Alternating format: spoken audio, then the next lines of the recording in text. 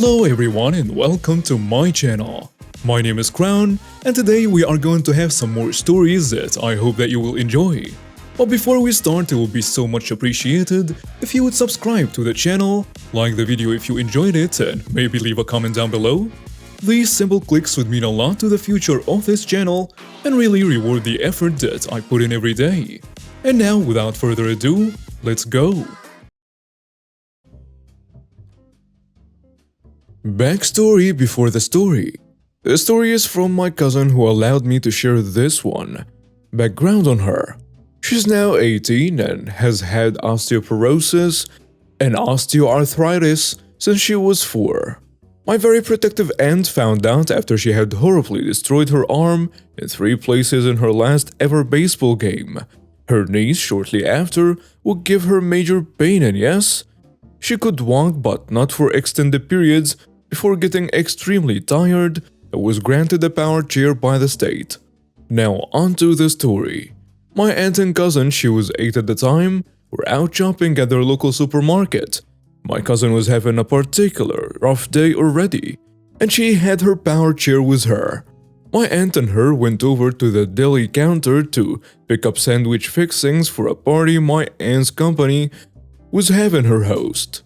They passed around hosting duties to each member of upper management as a tradition. My aunt had told my cousin to back away from the counter and let others in front of her. Polite. So she moved her power chair away from the counter but still within earshot of my aunt.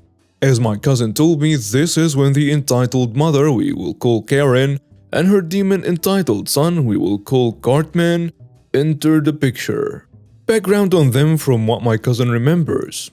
Karen was a rather large trailer trash woman with many missing teeth and over-volumed Karen hairdo. And her son, Cartman, had to be no older than 5 years old and was very overweight for his age. Back to the story. So Cartman walked up to my cousin and saw her leg twitch. That was common when she was in pain. Cartman asks why she was in a power chair when her legs were moving. My cousin responded, "You don't need to know." And he responds, "If I don't need to know, then you do not need your chair. Give it to me right now." My cousin responded, "No, I do need my power chair." This didn't sit right with the Cartman, so he began screaming and dropped to the floor, flailing around enough to catch the attention of Karen, who had been busy on her cell phone. "What did you do to my precious baby?" Karen snapped.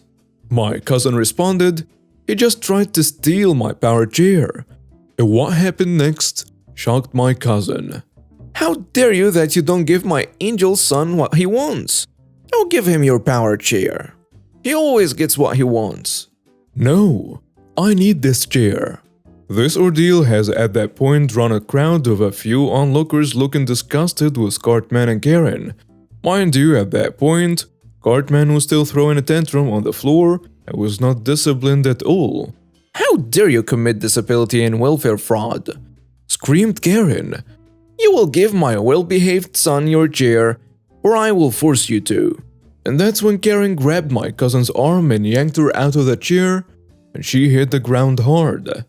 At this point, when my aunt, who was preoccupied ordering her deli meats, noticed what had happened, she rushed in, scooping up my cousin from the floor, ignoring Cartman and Karen. "Are you alright?" It was clear that my cousin's surgically repaired arm was dislocated from the shoulder and the same side knee was also dislocated. "Hey, stupid witch!" Karen yelled at my aunt. In all the commotion, no one from either party noticed Cartman get into my cousin's power chair. It is at this point when management comes out from the back. Mind you, as they later told my aunt that they watched the whole ordeal from CCTV from the back and have already called 911. "Ah, Karen's coughs. They will sort you out." "What seems to be the issue here?" asked one of the managers. "This woman's low-life demon spawn just tried to steal my angel's power chair. I want them both arrested."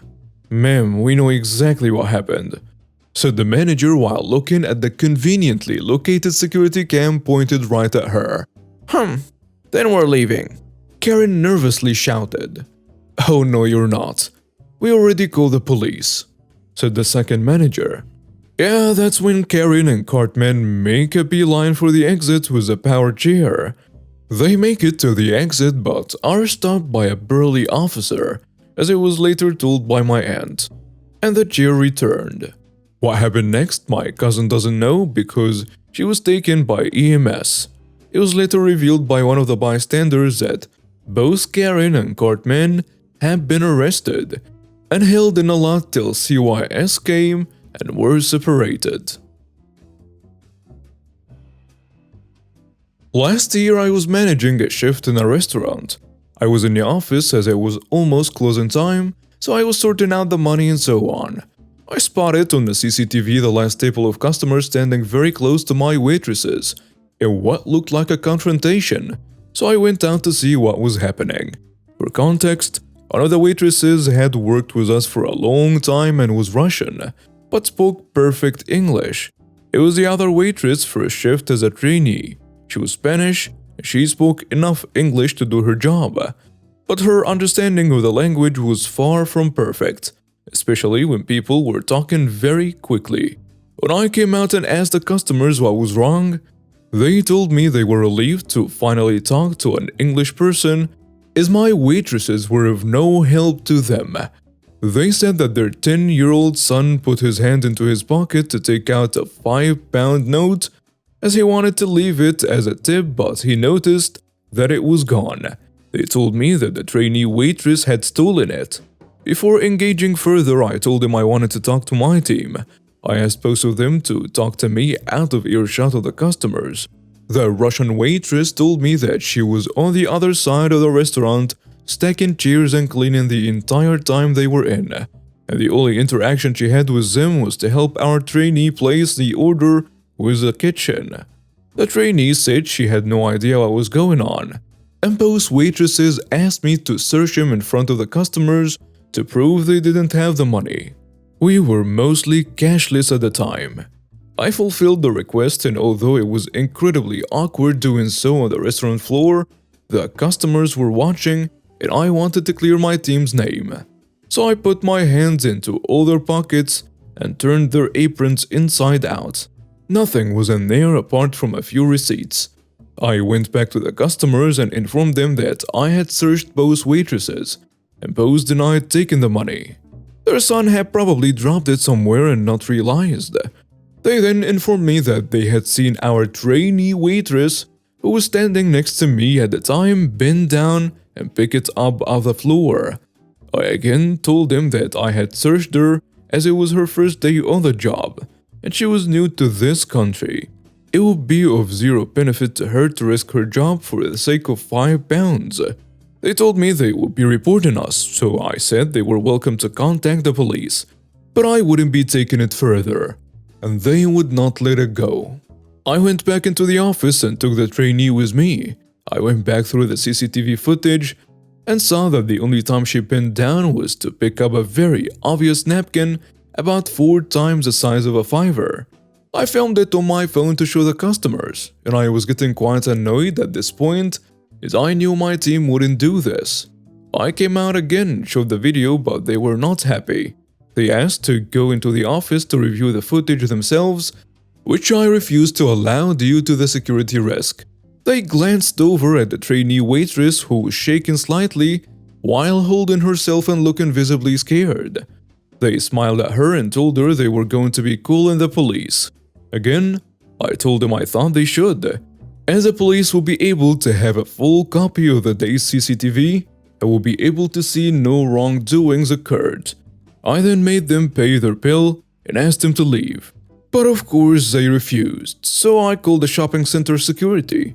They heard me make the call, so quickly paid and left. I locked the doors and took both waitresses to one side to debrief them.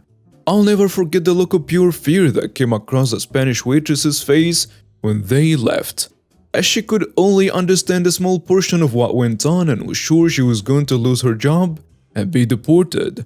Her boyfriend arrived moments before I locked the doors. He also worked for us and translated for her.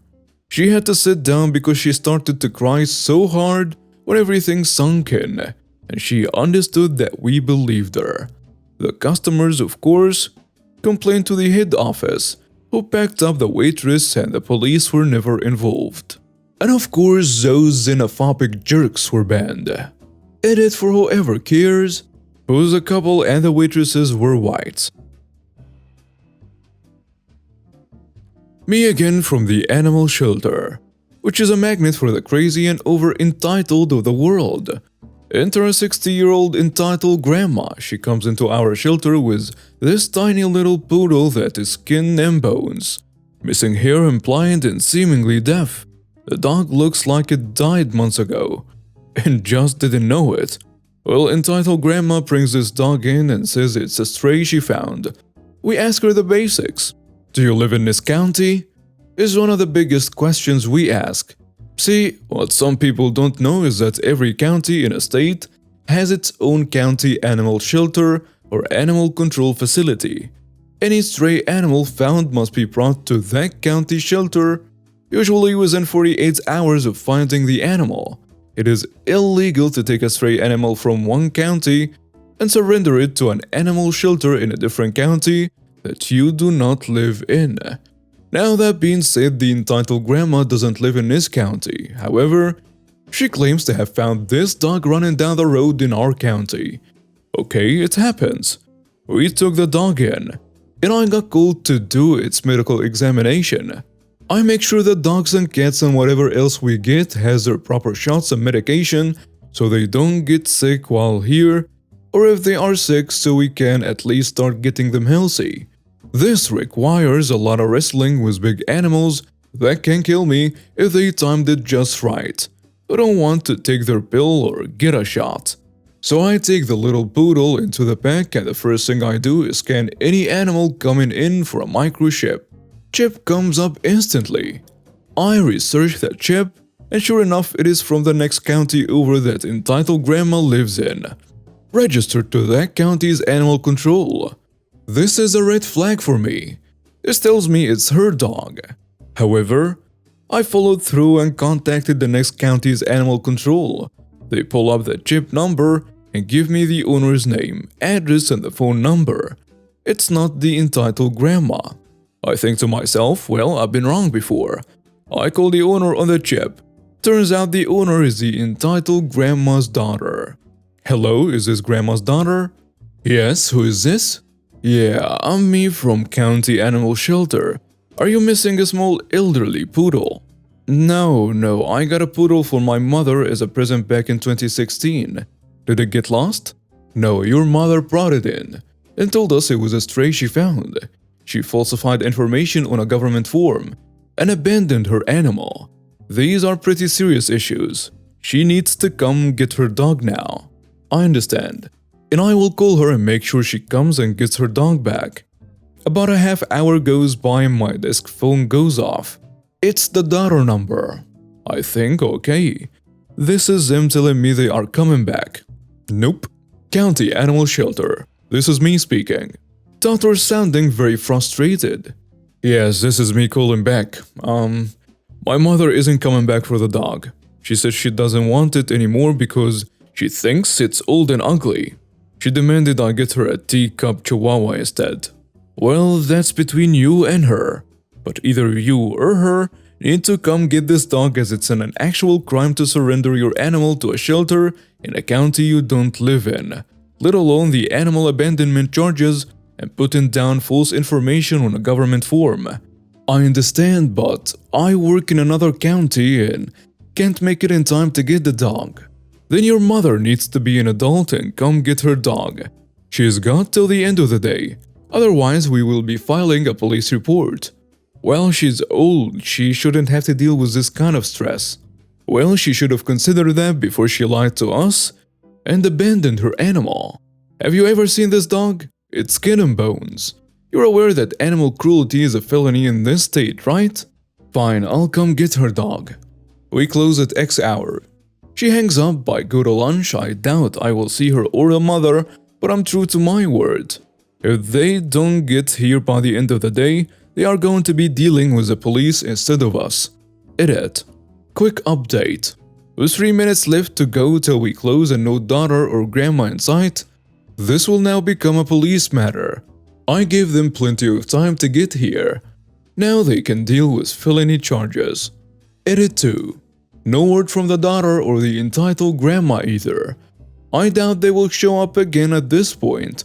The poodle is doing great though. She's getting the food and medication she needs and already seems more energetic. The plus sizes in shelters. The smaller dogs always tend to get adopted first.